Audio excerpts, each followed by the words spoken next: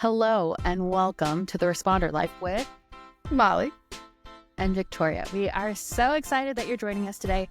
I think we've got a great show lined up for y'all. My name is Victoria Hess. I am a disaster professional and I've been a humanitarian for the last 5 years or so, over 5 years at this point, which is so weird. And I currently live in Western North Carolina, and I have my dog Juniper, who you may, if you're on video, you may see her jumping around behind me. It's a special treat. And why don't you go ahead and introduce yourself? Hi, my name is Molly. I am also an emergency management professional. I have been working in the humanitarian space for just over 5 years as well. I live in Louisiana, currently in South Carolina, and joining me tonight is my service dog, Charles, who deploys all over with me. So we are so excited to be here tonight. This should be a really fun time. And also, before we get rolling into the show, I just want to give a quick disclaimer for everyone. So we are both working professionals in the field, and with this, we want to make sure that everyone knows that what we say in the Responder Life does not necessarily represent the views or values of our employers or their opinions. And so when we are making the Responder Life, we are private citizens. So if you know us from other venues, you are not necessarily knowing us in this. You know who we are, but we're not in that same capacity as we are when you see us in real life. Unless we do like an event or something in the future at some point, which would be cool, but we are not there yet. So yes. We also aim to not be political with what we're doing. We want to make sure we're maintaining neutrality, as you know, disasters, they can be political, but we want to make sure that we are reaching everybody in the disaster or humanitarian and responder overall. The full umbrella as the Responder Life is by responders for responders. And so we want to keep make sure that everybody knows we're aiming to be neutral and non-political on this podcast. Also, with the current state of the world, that's all I'm going to say. We are going to be announcing the dates of when we're recording, because we do pre-record our episodes because we're working professionals in disaster, and disasters happen and they throw everything in a tailspin. So we are recording this on February 6th. 2025. So if anything seems slightly out of date since then, that's why. We hadn't learned the things that you know now. Very true. That's the best way to put it. But yeah. And I will say, for our topic today of every response starts local, the fact that we pre-record our episodes came in absolutely clutch. Because Molly and I both work in different spaces within disaster at this point. So Molly's role, you do a lot of deploying. I live on the road. Yeah. How many days or how many weeks a year are you not deployed? Maybe 4 to 6. So you're deployed 45 weeks of the year. I'm required to be deployed a minimum of like 275 days a year. That is a lot of days. So, I mean, that's one of the things that had me wanting to make the Responder Life, because when I worked for Red Cross, like when I first deployed, I felt like 2 weeks was not long enough. I felt like that was just like long enough to figure out what I was supposed to be doing on a deployment.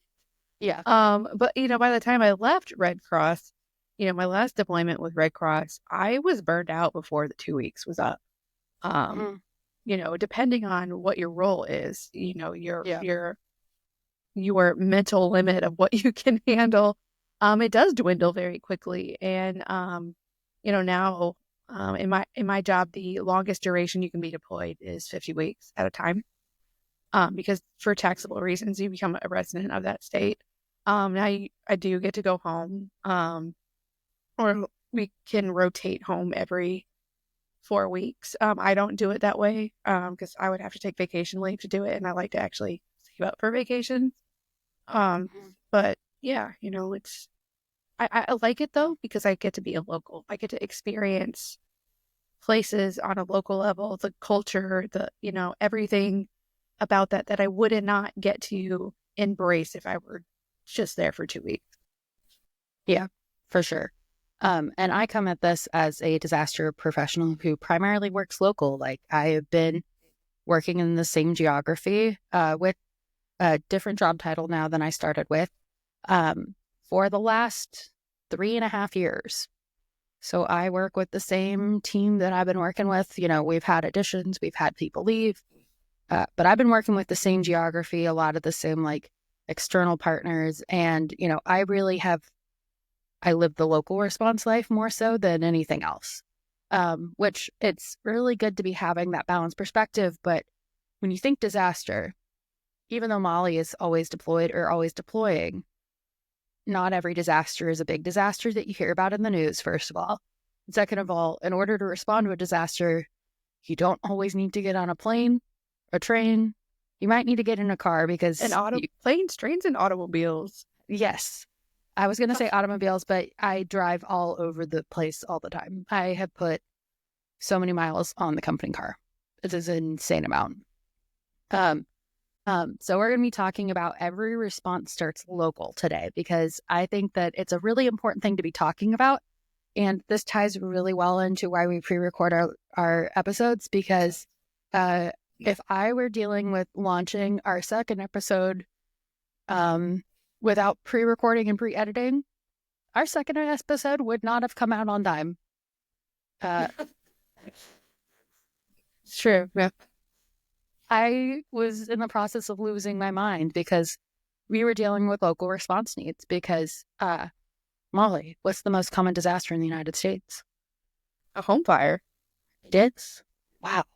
It's like you've done home fire education for a long time. No, I'm super passionate about home fires, so yeah.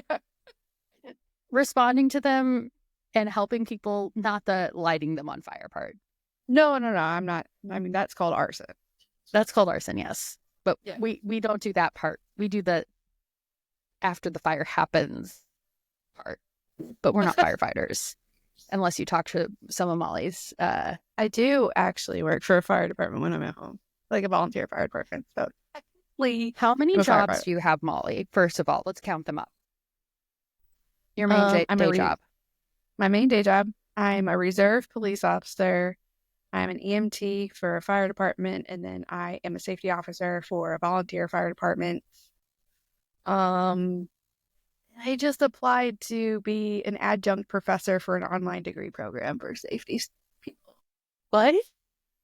Yeah, I just applied to be an adjunct instructor at a university online. That's really teaching. Cool, but wow. No wonder you're tired all the time. I have issues. I know you have issues, but... Actually, you know what? Which is also relevant. My therapist actually told me that is a PTSD response, where you avoid having to think about the things that cause your PTSD by making yourself overly busy. Yeah. Legit. Fair. I try not to do that because I like to keep my sanity intact. And if I were doing all of that, I would not maintain the balance I need in my life. I mean, I don't have the most balance in my life, which is why, I'm doing a podcast about what I do for work. I don't have balance. I've never been good at like riding a 2-wheel bicycle. So, I mean, you just need a tricycle to keep your balance. I like my training wheels. So, yeah. Yeah. But yes, so I work a lot more in the local response space. And when we launched our second episode, I was in the middle of local response. And I worked 16 hours straight a couple of days in a row, which I don't do on a normal day because I work business hours with an asterisk of I was going to say sometimes it moves around. I try to work business hours. Well, I'd love to know what that's like. I try to work it, but with what I do, there is always sometimes you need to go to a home fire response and it's 3:00 in the morning. Now that I have an Alexis, she helps me not have as many of those calls. Shout out to Alexis if you're listening to this. Very happy to have you on board. But you already know this because I tell you this all the time. So it's not just on the internet. I literally thought you were talking about like Alexa on like your iPhone. Oh, it's what I thought you meant. I was like, oh, I don't have an Alexa device. I mean, shout out to Alexis. I've met her and I didn't know that was her name. So yes, I know. It was a video call. So it was a very interesting time. But anyway, so home fires are a huge, big deal. And it's kind of, in my mind, it's kind of where you have your it's the smallest kind of disaster because it is a devastating impact. But it's not a time where you have a lot of additional resources that come in.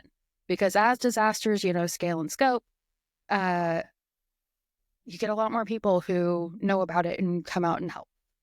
I think that's the best way to put it. I think this is actually a really good, timely topic. Because if you are following the newspapers right now, the media, do people still read newspapers? Digitally, maybe, unless you're 85 years old. Okay, well, you know what?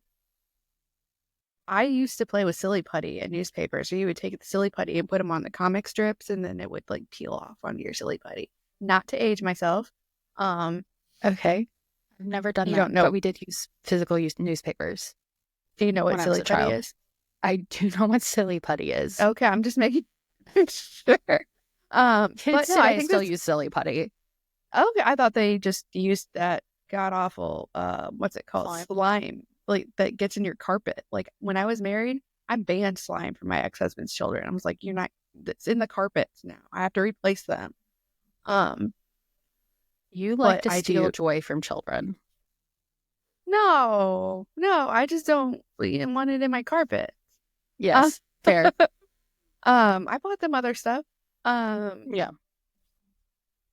But no, I think this is a really timely relevant because if you're following the media right now, there's a lot of talk about emergency management, reform and how things are doing. And a big topic in that is that disasters start local and not all disasters are, created equal, right? So you do have smaller ones.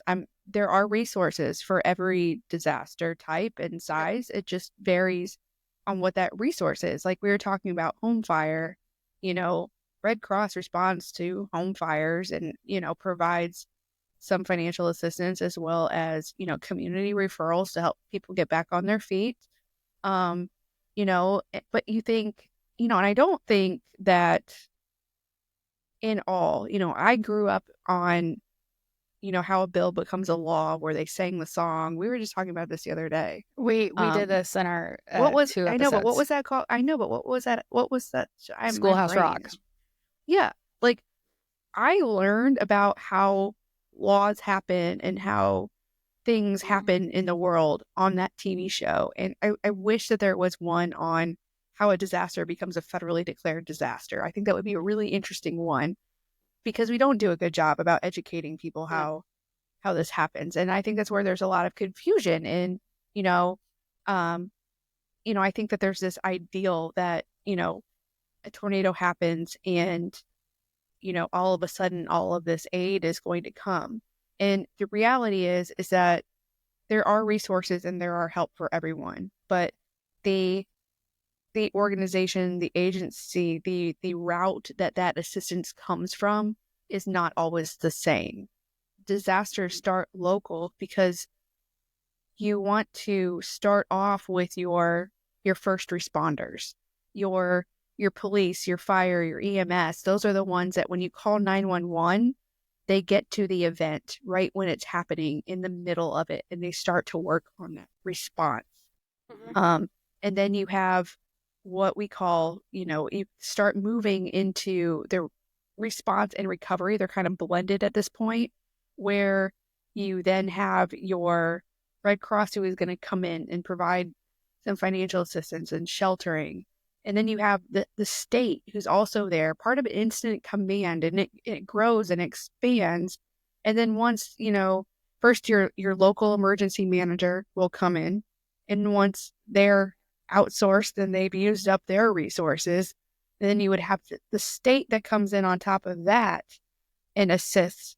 And when they're tapped out on resources, then, they go to their governor. Their governor can file a disaster declaration request. And then, you have your federal agency and your state that come in together and they go do joint damage assessments together, joint PDAs. And, they see what the damage is and they put estimates on costs together. And, there's a threshold and it's very complex. And even I don't necessarily understand all of the complexities that go into it, because the people who do, like, that's what they study. That's like their specialty. And I know that different states have different, thresholds, and, there are different factors that factor into that. And when different types of needs to disasters have different types of damage assessment and different ways you look at it too. Like, Yeah, but and I don't know. I'm not going to say yes or no to that, because I know that somehow factors into it. But you're not knowledgeable enough to tell. You don't. No, I'm not, and I wish I was, because it's something that I really, really want to understand, because my mom asks me this question all the time. Yeah. I live in Louisiana. My parents live in Missouri, and my parents have asked me several times, like, is the threshold for us to get a disaster declaration different than Louisiana? Is the threshold lower because you experience disasters all the time? So shouldn't your state have more money than we have in Missouri? And I don't know how that works. Yeah. But I do know that there's like different, because every state has a different budget. Like, let's say you live in Delaware. Is Delaware going to have a massive budget for emergency management, for like response and recovery? I mean, if you drive 20 minutes, you're in another state, no matter where you're at, basically in Delaware. Right. But that money doesn't cross state lines either, because, you look at Helene, and you had declared disasters for Helene and Milton in Tennessee, South Carolina, North Carolina, Florida. And you would Georgia. think, okay, Georgia, like, that's one named storm. Isn't that one, like, disaster response? And no, because the money doesn't cross state lines, because your state takes care of its people. And then when they get overwhelmed, they invite the federal government and, like, hey, can you help us here? And it's like a joint collaboration between the state, like, working together. So in essence, I think that there's this concept of what a first responder is. And I know when I worked for, Red Cross, like, the joke was like, we're not first responders, we're like third responders in, because we're not the ones there putting the fire out. Don't ask me to put out a fire. I would not know how to do that right. I would probably accidentally make things worse. I don't think know it's how to that use a fire complicated. extinguisher. I mean, I don't know. I mean, if I was using one of the trucks, that would be, I mean, in my area, we did have a fire truck break a bridge recently, which was, you can search for it. It was crazy. But you can't use water to put out every type of fire. Sometimes you need powder. Yes. So there's that too. And some of them just had to burn out on their own. Yeah. Anything that involves batteries, like electric cars, you can't put it out. I've learned that from sitting in local emergency planning committee meetings. It's true, stuff. And, but also you can't let people go in there that quick either after the fire is done, because you're still breathing in the toxic stuff from the batteries. So it's very complex. Like, if we're going to say that, like, FEMA is a third responder, then when you want to look at FEMA, like, FEMA is Red Cross is a third responder, you mean? Yeah, Red Cross is a third responder, and, like, I like to joke that FEMA is like a last responder, because once the resources locally, statewide, tribal-wide are tapped, that is when, FEMA can come in if the PDA, the disaster assessment justifies having a disaster declaration. But not having FEMA there, not having what resources, like maybe Mercy chefs came in and did feeding on a disaster that you were used to, and this time they didn't. There's always going to be resources. It's just not always the same resources. Yeah. And I would say too with this is also, if you have a home fire, don't expect that somebody's going to open up a shelter for just you, or just, you're like, here's a hotel for the next 5 months. That's what insurance is for. which I think is a very important part of this conversation as well. Because if you don't have renter's insurance or other types of insurance, it's something you might need to think about with your planning and preparedness. We don't need to get into preparedness specifically here, but if you have a home fire, that's the purpose of insurance. While there is community resources out there, having that is still really important. But can't have that conversation without addressing the fact that insurance is not affordable for everybody. Yeah. Insurance is definitely leaves room for improvement. And I hope as a part of, kind of rehabbing the entire emergency management system, that is something that people take a really good close look at. Like, how can we give people insurance? How can we make insurance affordable and accessible? Because it is such a great resource. It is a great part of a preparedness plan. But a lot of the assistance out there is designed for people who don't have insurance. There are some programs that's the only thing to qualify. But also that doesn't make that person or the situation whole again. So it's a collaborative effort between your preparedness, insurance, nonprofits, religious organizations, whatever you partake in. Yeah. And that's too where that scaling comes in of those different types of community resources. Like, dealing with a multifamily fire, it's a different playing field than if you're dealing with a single house fire versus, a small tornado or something, it's a more local level, because in that time period too, you don't want a bunch of outsiders coming in, because you can take care of your people. You can take care of your neighbors. Especially now that I live in Western North Carolina, it's even more apparent that local touch and that local connection is so valuable and useful, and it's important. And I mean, before I even came to North Carolina, I'm originally from Illinois, and the flat, boring farmland part, it is beautiful. I love the sunrises and I love the sunsets, and I enjoy seeing the corn. But my family's farmers, and corn makes us money, and that's what we care about. It is pretty. But I don't necessarily want to live there.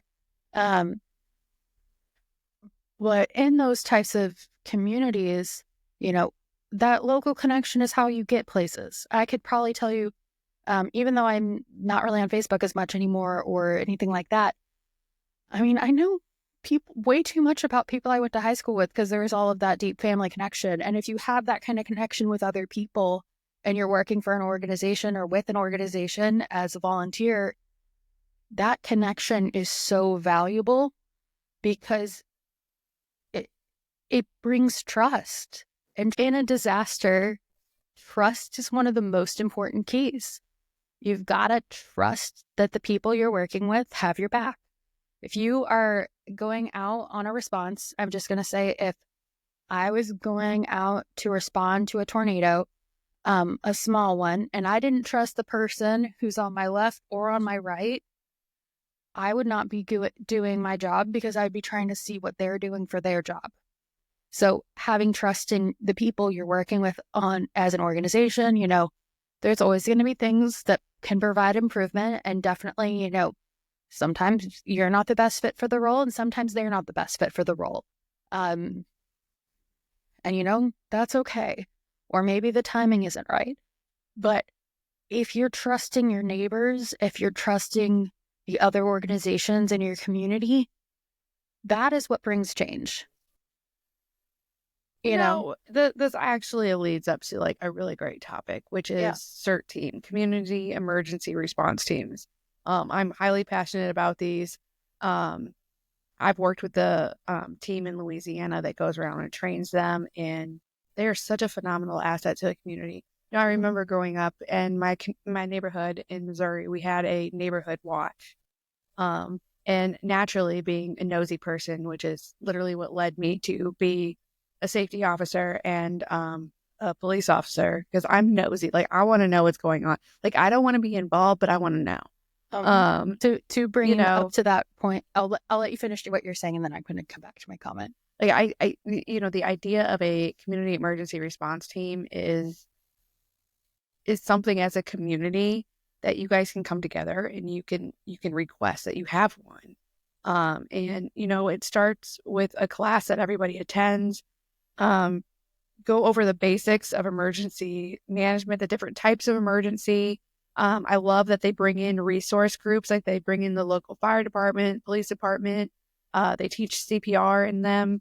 Um, but you really get to meet the members and teams in your community that work together during an event. And as the CERT team, these members of the community that join the CERT team, they are brought into the fold with these first responders. They do all kinds of additional training. They can go through using not a hatchet, a saw training. They join them and they help go out and clear debris in the road, clear debris in people's driveways. There are so many different classes that they can incorporate and bring in to train them. There's even a national CERT conference every year, and they do the CERT rodeo at those conferences. That's So cool. it's like so the different CERT teams from all over the country can like compete to be the best at these different skills. And it's just a That's super super cool. cool, it is. It's such a cool opportunity. So I encourage people to join these CERT teams. And if you don't have one in your community, to advocate for having one. And, this can be done in a smaller, not as organized scale. Like Yeah. I live in a very rural area. There's like 5 houses. We all live on a hill, is what we call it. Um, but you can come together and know your neighbors, get to know them. And, my house, we have a whole home generator. We're the only ones on the hill that have one. So we are set up that we have tons of extra food, extra stuff, towels, whatever people get from our hill neighborhood can come and utilize that. We have people who are really good at grilling. We have people that are really good at different things. And, as a neighborhood, we collaborate together to be able to meet all of the needs, but the burden is not just on one person or one household. Like we all have our little role.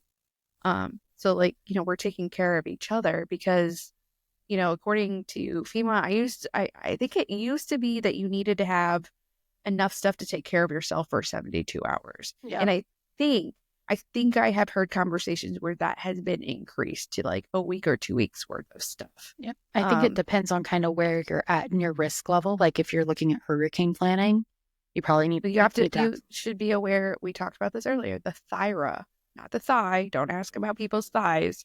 The thyra is the threat risk assessment that is done by it's an each acronym. parish. That's why I was so confused. What the heck is a thyra? But I'm glad to hear that it's an acronym. It's like a risk assessment where, they go through all these different types of emergency events that are like could potentially impact your area. And you are able through the process and through preparing for each one to determine, like what are the needs. But I do think the new standard from FEMA is saying 2 weeks of worth of stuff just across the board. But I'm not 100% sure. So don't quote me on that. But in Louisiana, Entergy Electric comes out every year and says, if we have a hurricane and the power goes out, our restoration time is expect a month without electricity while we're working to restore it. Because, every time your electrical grid is impacted, regardless of when they restore it or not, the impacts are still going to be even more severe the next time because you're not replacing the whole system. So, not having to have the burden of all of that. I can't imagine taking care of all of that for 2 weeks on my own without my neighbors helping. So it's just a really, really, good opportunity to get involved, regardless of how small of a scale it is, your house, your neighborhood, your community, as a whole. And I would say too with that, I mean, if you don't have that type of community that you're connected with, I mean, for me, a lot of my community is far away. It's not very geographically close to me. My family lives a 10-hour plus drive away from me. A lot of my friends live at least an hour away. And then I've got other people I work with that I'm friends with as well, but like, and they're closer, but it's not that like I know my neighbor type of way. And so building those connections, I like to say too, if I moved to North Carolina for any other type of job, I would not know, other players in my community as well as I do with what I do for my job. Like, I wouldn't know that there's all these connections. I wouldn't know how all of these pieces work. And hopefully in the responder life, we're pulling back some of that curtain that you don't get to see or you may not be aware of if you don't interact in that space. But it's really important to recognize sometimes that community, you might need to work on building out what that looks like for you, where you're at, um, you know, by and large. So, I mean, that's true. And I guess like, one of my pet peeves, and, this is something that anybody can take on their own. When I moved to Louisiana, I mean, I knew what hurricane was. I'd responded to one. But there's a difference in being a disaster responder and deploying out somewhere and actually living through one as a resident.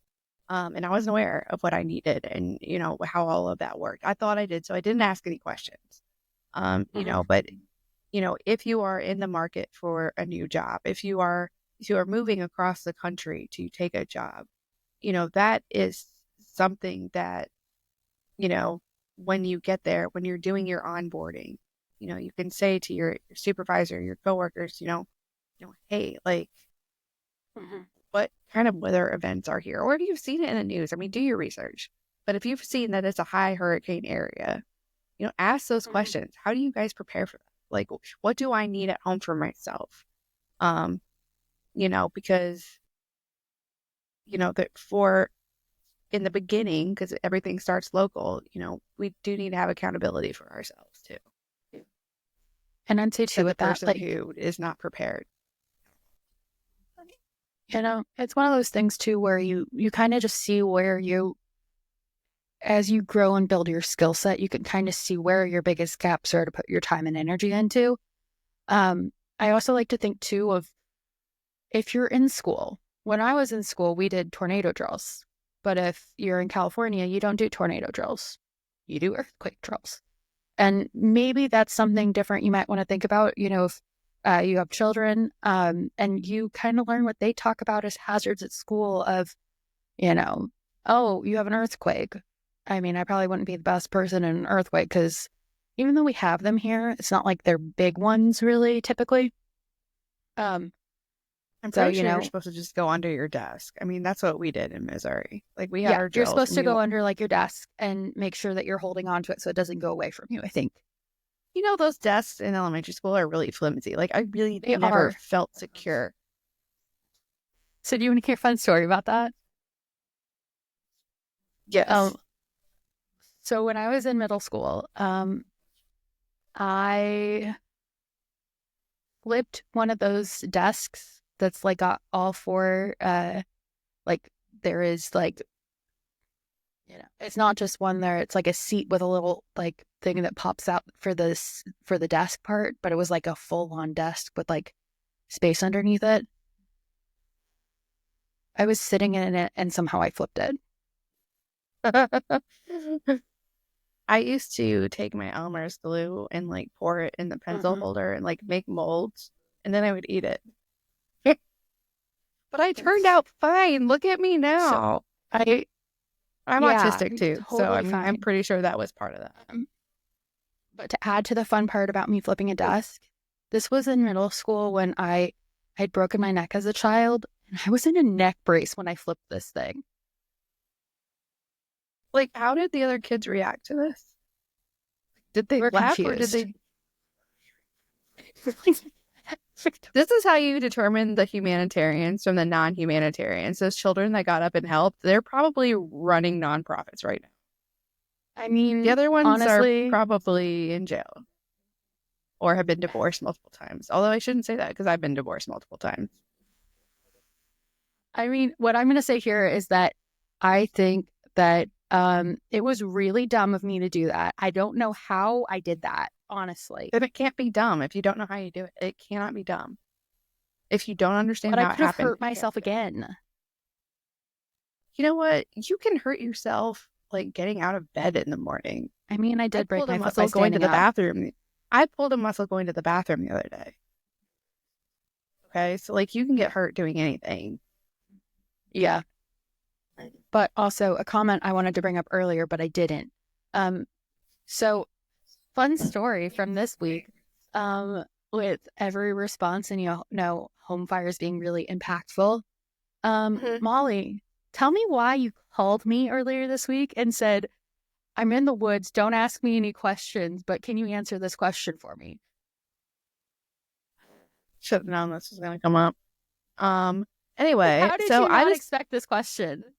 I don't know. Look, I've been like a really lazy, like horrible dog mom. Like I have not been taking Charles for walks. Like I've been taking him outside, like in the parking lot and letting him go to the bathroom. But like he was like off the chain at work the other day, and I was like, okay, I really need to take him for a long walk, wear him out.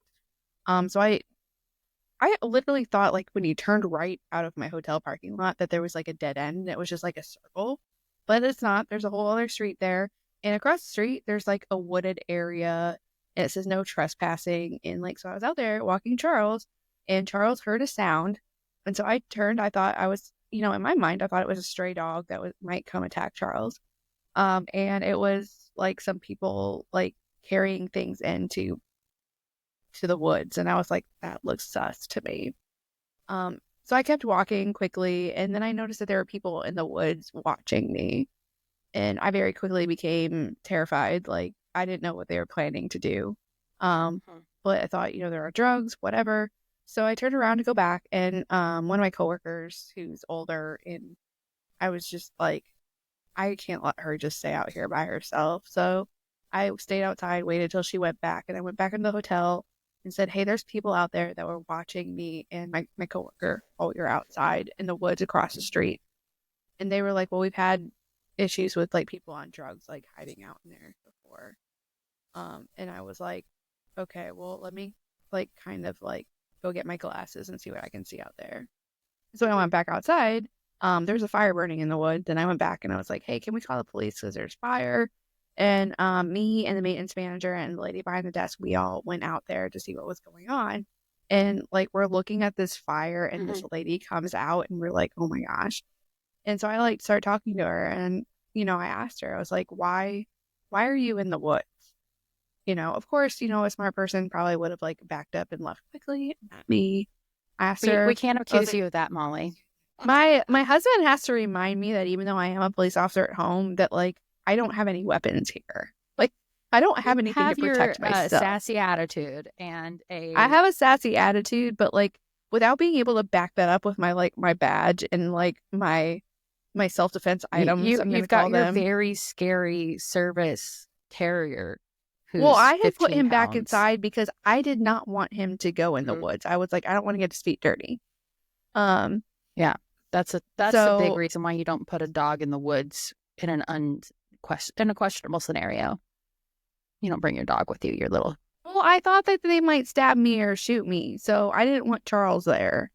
But I was okay with me being there. Um, anyway, Oh I my asked him. I goodness. asked the lady. I said, "Why are you in the woods? What are you doing?"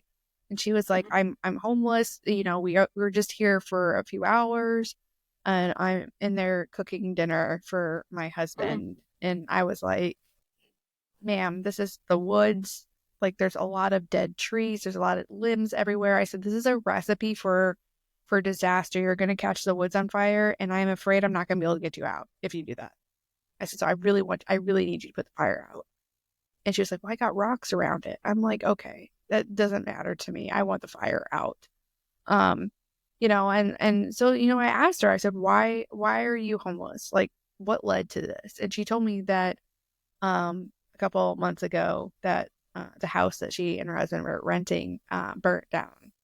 And, they hadn't been able to get any assistance, and they hadn't been able to get help since then.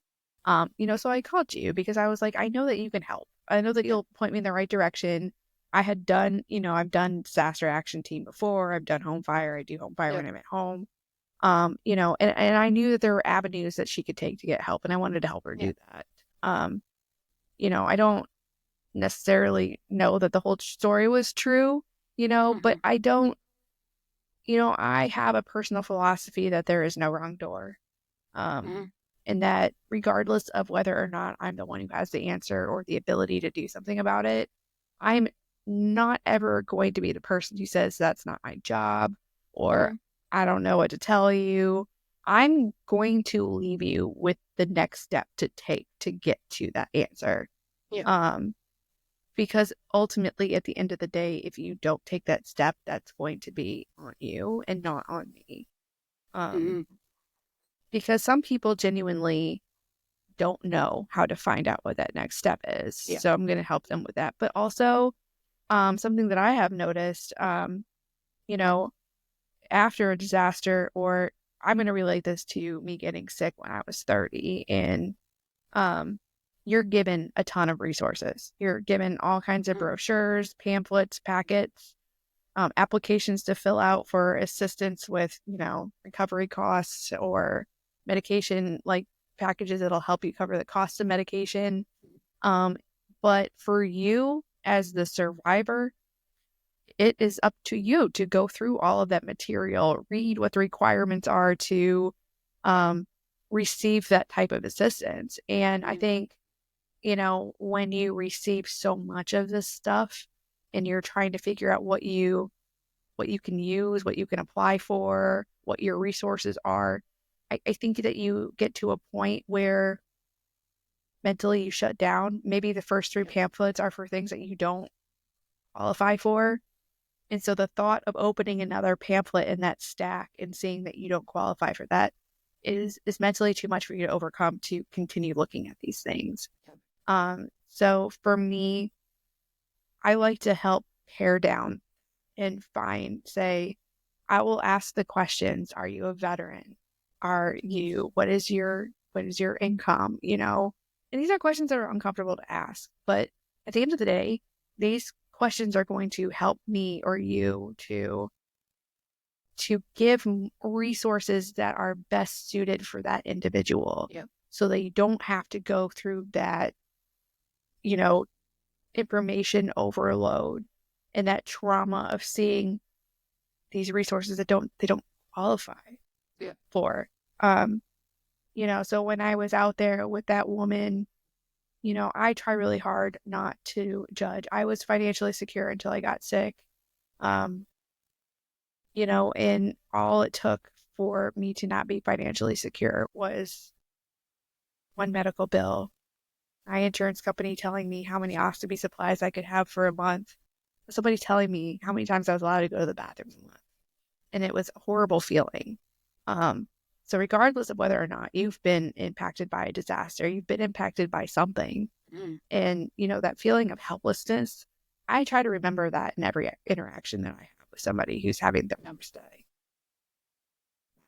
Unless you're calling 911 for toe pain at 3 a.m. in the morning. I have no for what? People like to call 911 and ask for an ambulance for stubbing their toe at 3 a.m. in the morning. Oh, interesting. Or you could have a tummy ache all day, but then you decide that, 1 o'clock in the morning is the time when you want to go get seen. Why did you wait?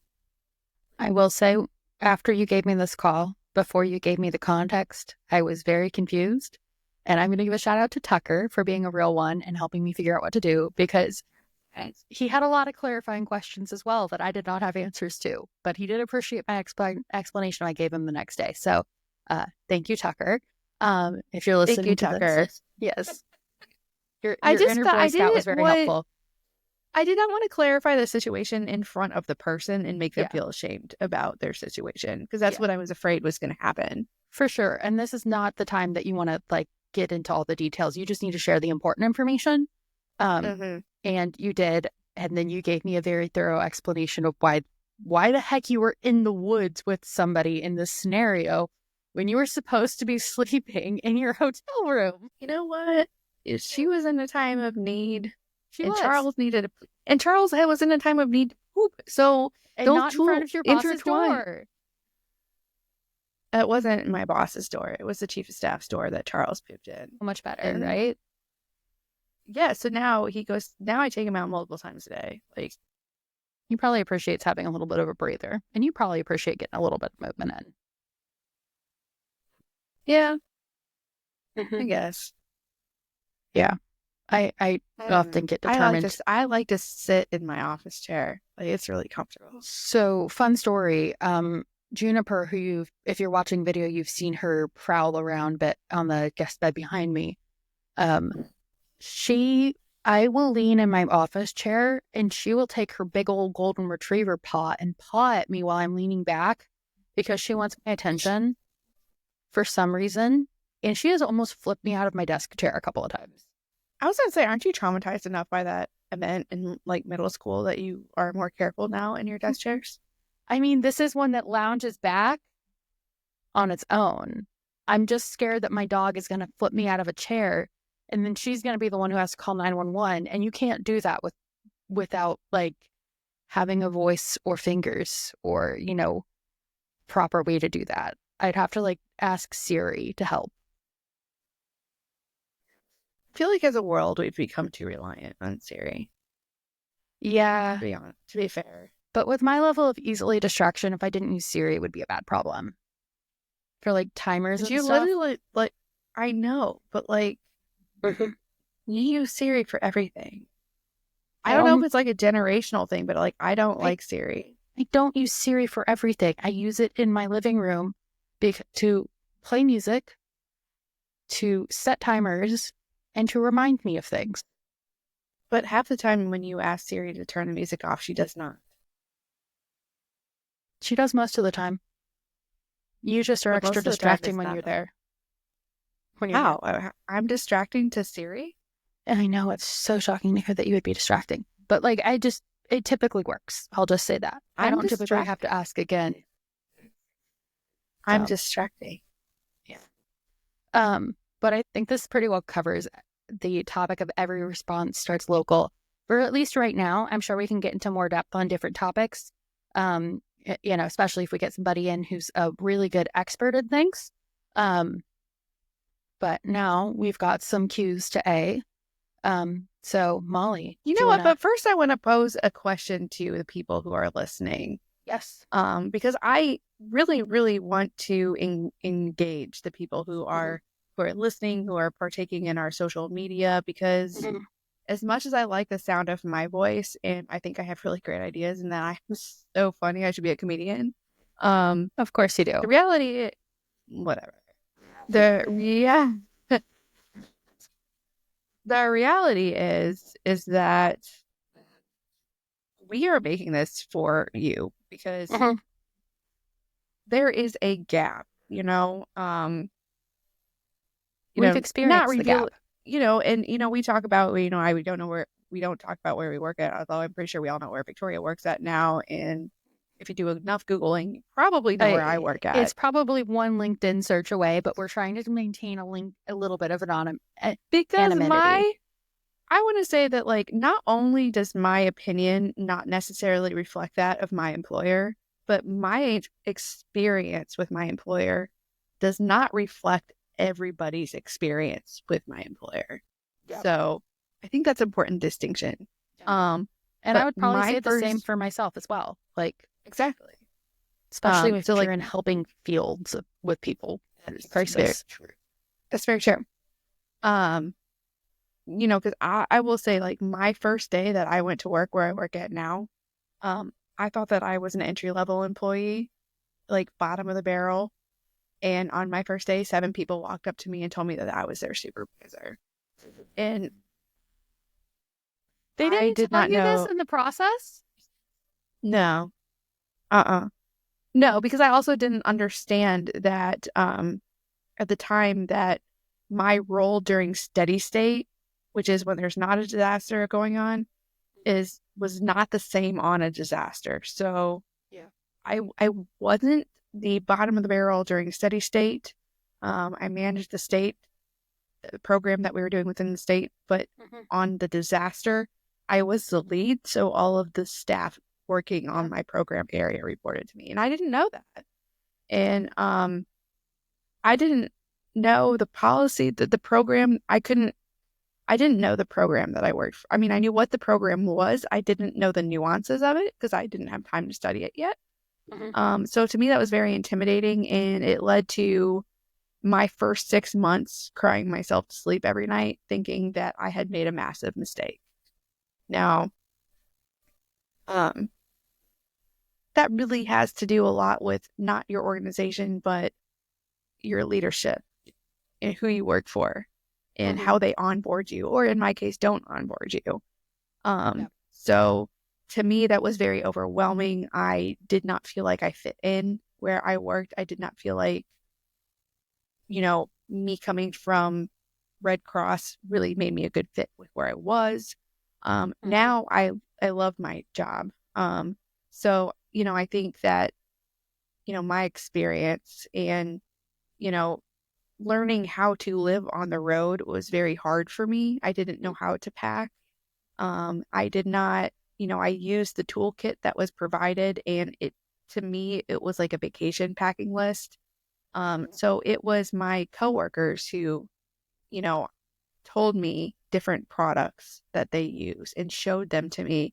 And when they left and went home, and I was still working at a regional level, not traveling all the time, they would leave them behind. There would be a table there's always a table that's set up. And when people leave the disaster, the things that they can't fit in their suitcases and don't want to ship home, or food that they haven't eaten, they leave out. And it's like a free table for people to take what they need, which is really nice. That is. But to me, that's where I learned how to pack. That's what I learned how to easily go from one disaster to a disaster and be able to fit in.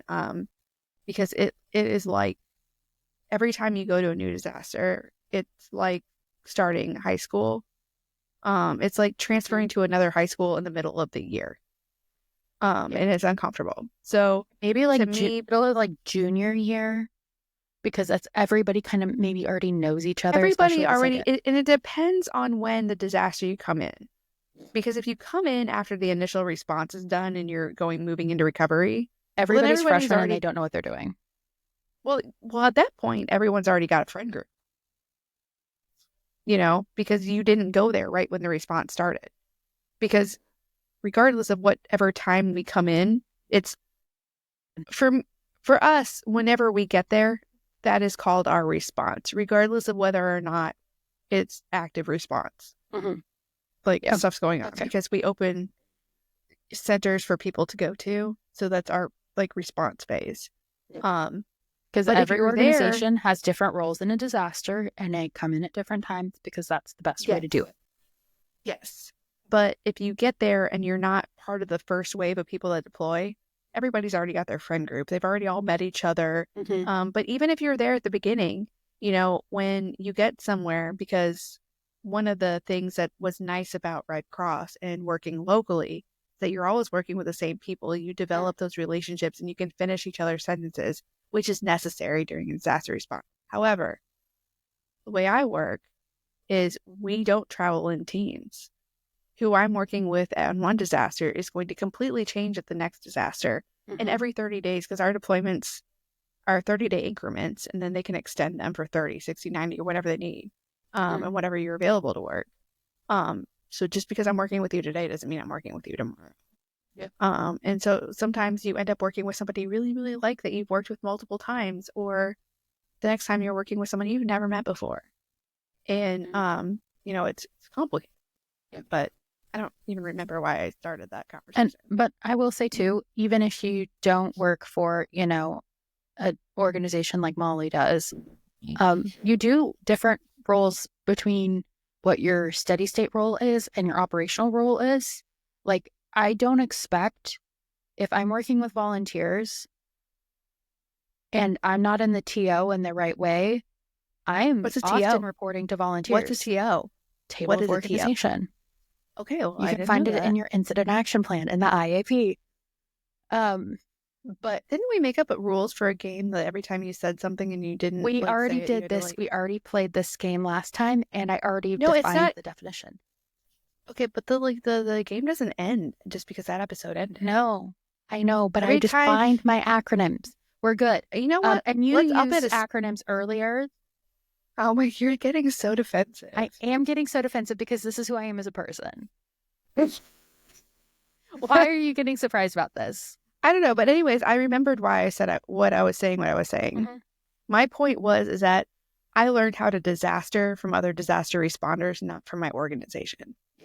And that was why I was like, let's do this. Because we had talked about this for years. Yeah. And I finally said, I'm ready to commit because I'm seeing so many new people come out here and suffer because they don't know what to expect because they were not prepared. Yeah. And I wanted to we spent so much time focusing on how to do your time card and all of the generic stuff, but not the human aspect of being able to live comfortably while you're gone. And I wanted to, I am a safety officer. And at the end of the day, to me, safety goes above and beyond the programs, the regulations, the technical skills that we have. Safety is a feeling. And if I don't feel safe or prepared for something, like I was properly trained, then I feel at risk when I am doing my job because my focus is on that and not on what I'm doing. And for me, this podcast was a way to make people feel that the feeling of safety. Like, I am secure. I know what to expect. And I know that if I have a problem or a question or I need a resource, I can reach out to Mollie and Victoria and ask that question, and they're going to answer. They are going to be there for me. And if we don't have an answer, there is a lot of things we don't know, and we're happy to ask people we do know to find it. Yeah, we will get the answer. Yeah. We will get the answer. May not be on the timeline that you would like it, but we'll eventually get you an answer. So I'll say that. But with that being said, we want you to ask questions. We want to know what topics you're interested in. I'd love to do a series on how to pair your degree or past experience with things that you want to do or your passions. So that would be so much fun. Even if your question is, hey, Mollie, I have a degree in accounting. Like, what can I do on a disaster? Like, I would love those questions. We need more people who can do those types of things. Do not ask me to be in charge of finance. I don't know how to balance my own checkbook. I know how to do that. I do not know how to balance. I don't. But I learned it in high school. We had a whole class taught by a lady with she wore a lot of bangles that made a lot of noise. It was very distraction. She also taught us in 2008 computer class where we had to talk about the vocabulary words were things like floppy disk and things like that. And I'm like, ma'am, you clearly miss your days of typewriter classes. But anywho, we want you to ask us questions. Please send us questions. While we are asking each other questions, we also know this is still only episode 4 of the Responder Life. So, it takes time to build an audience and grow things, especially, and have some backlog of questions. So send us questions. If you know us in real life, you can just text us questions if that's something you're interested in doing. And if you don't know us in real life, what are you doing with your life? If you don't know us in real life, cool. Then get to know us in real life because we're pretty awesome. Yeah, but if you don't know us in real life, you can also find us on social media. I am happy. I am almost always happy to meet new people, but please don't stalk me. I'm autistic and I struggle with meeting people, especially like on an online email atmosphere. Like, I like to meet people in real life. So yeah. Yeah. You also don't live at home very often. So you're constantly in motion. But I'm also like really awkward. I used to think it was, I used to hate that I was awkward, but I'm me. Yeah. My boss learned the other day that when I'm stressed, I like to make pterodactyl sounds. Yeah, I was sitting at my desk and I was stressed out. So I started making pterodactyl sounds. And he's like, what are you doing? I'm like, I said I'm stimming, dude. Like, I'm just so struggling today and I'm stimming. And he was like, well, first of all, that's not even an accurate sound for a pterodactyl. So let's look it up so you can at least do it properly. And I was Oh like, my you're the gosh. type of person I need in my life. Yeah, that's But yeah, awesome. no, I like to make animal noises. No, like, please, like, reach out. We're an open book. I would love to help people find like opportunities that they'll love. So Because if there's you're something not, for everybody. if you're not sure where to leave us comments and questions, you can leave comments in on your listening app of choice, I believe, and you can also send us a note on our website, theresponderlife.org, and you can also find us on social media, on a lot of social media. So dealer's choice with that one, with whatever is existing. We have profiles basically. But anywho, what are our questions for each other? Just to wrap it up, I have a question. When did you learn what a challenge coin is?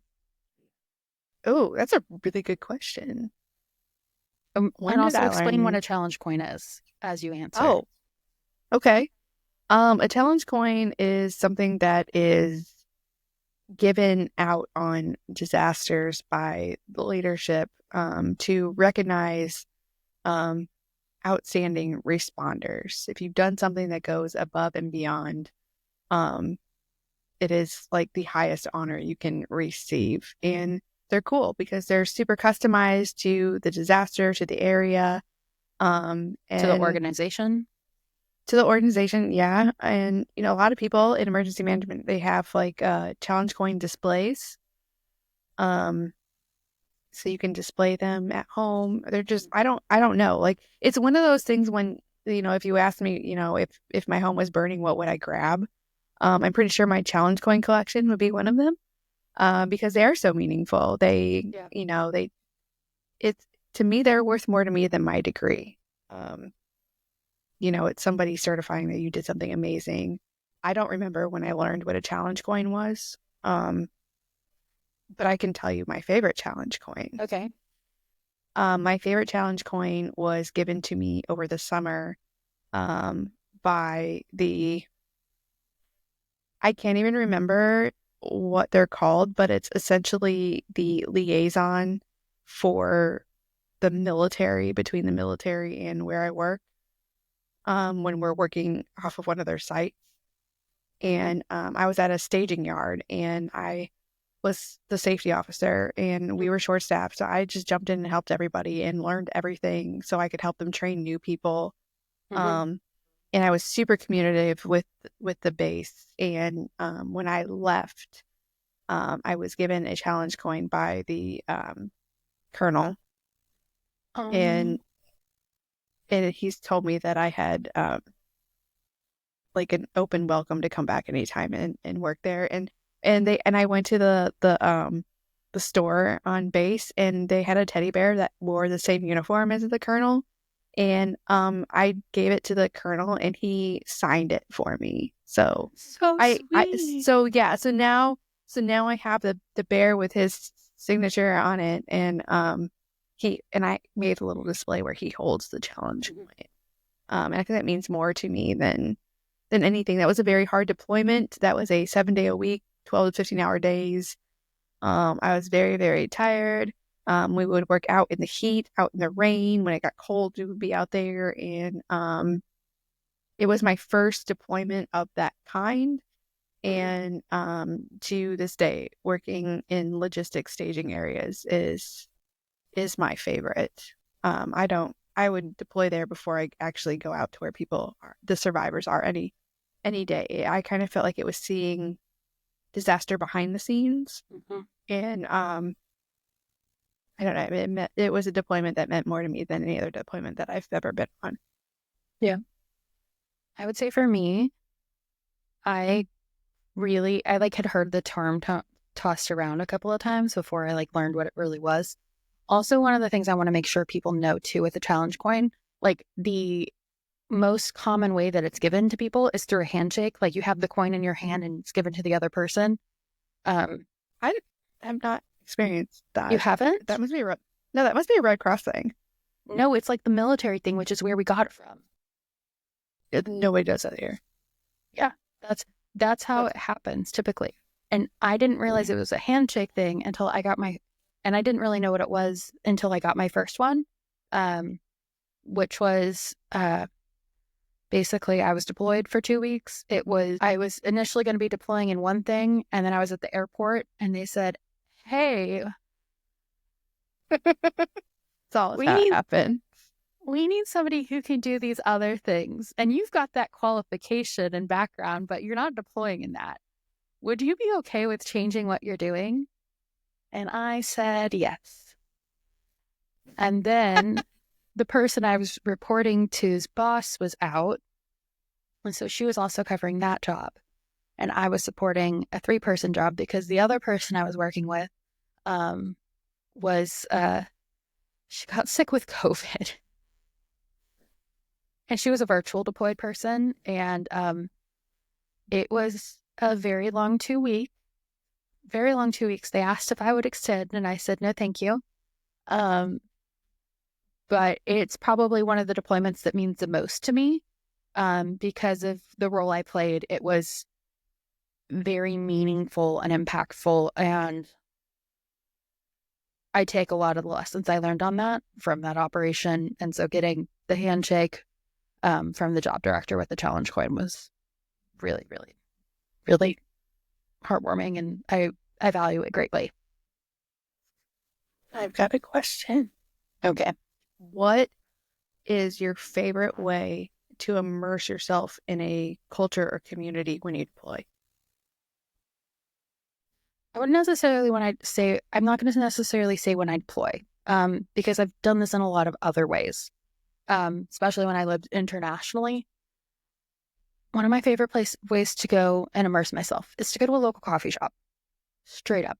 Not the Dutch version of a coffee shop, but like places that serve actual coffee, and just kind of hearing and seeing how things flow, doing some research on local food. You know, if I'm in Belgium, I'm getting some frites. If I'm in Louisiana, I'm getting some gumbo. All of those types of things. I'm only laughing because when we deployed to Louisiana together for like our first 2-week deployments, I became obsessed with crawfish, especially crawfish etouffee, and I ate it twice a day, every day, and I got so sick.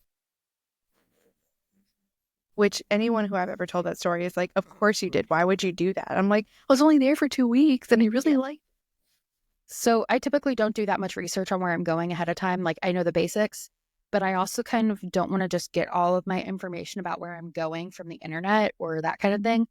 I want to learn about it from where I'm at and kind of understanding what happens on a local level. You do want to do the touristy things on occasion because they are touristy for a reason. But, finding a really good place that serves good food that's local, like, I still am obsessed with things that I've discovered other places, whether internationally or on a deployment. And like, I deployed to Oregon and I have a jar of Marionberry jam in my fridge because it's my go-to jam because of my deployment to Oregon. So, nice. Yeah. How about you? I'm a foodie. I like to eat the local food. I like to learn how to cook the local food.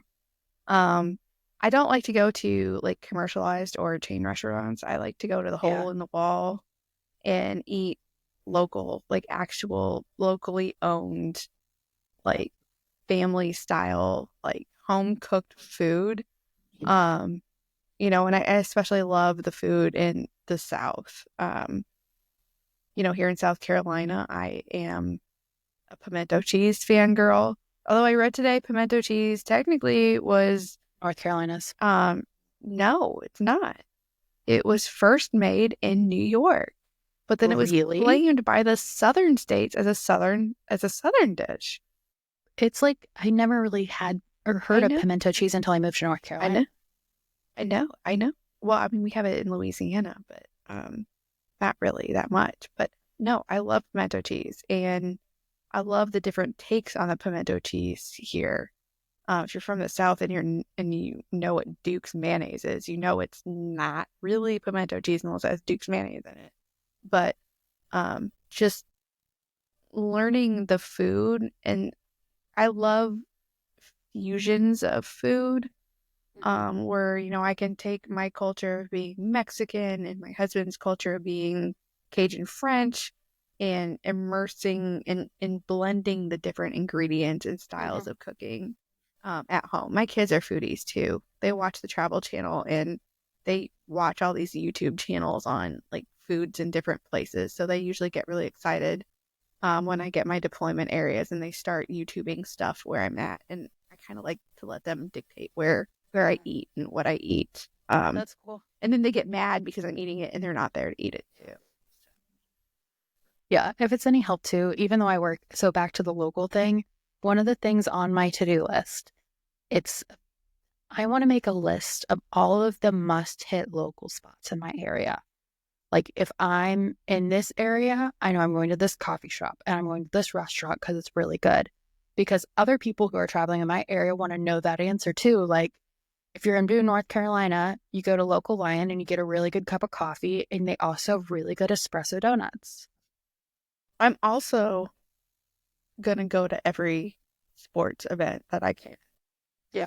Like I want to go see every NFL team. I want to go to every baseball stadium. I want to go to a hockey game. I also like NASCAR. Please don't judge me. I am a little bit, but not too much, you know. No, I love watching the cars wreck. That explains so much about you. But anywho, so thank you all for joining us for this episode of The Responder Life. I am so glad that you came and joined us on this one. We already mentioned it, but you can follow us on our socials or check us out on our website, or check out some of our hear from you. Previous stuff. Yeah, we look forward to hearing from you for sure. And we'll see you on the next disaster.